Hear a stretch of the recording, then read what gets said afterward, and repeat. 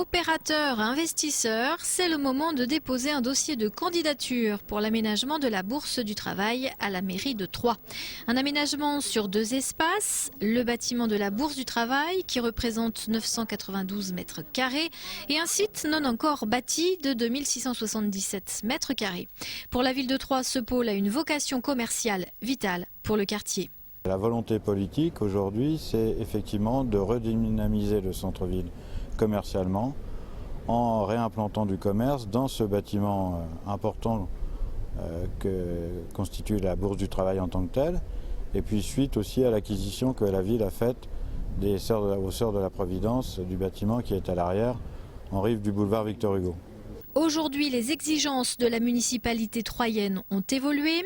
L'opérateur aura désormais interdiction de développer une enseigne alimentaire de plus de 1000 mètres carrés de surface de vente et ou de développer un commerce à vocation culturelle.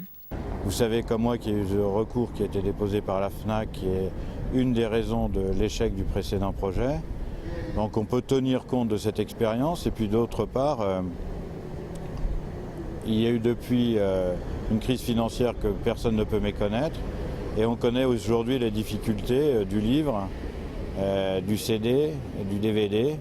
Donc on préfère préserver ce qui existe aujourd'hui en centre-ville, avec les acteurs dans ce domaine de compétences, et donc ne pas privilégier ce secteur culturel dans le projet.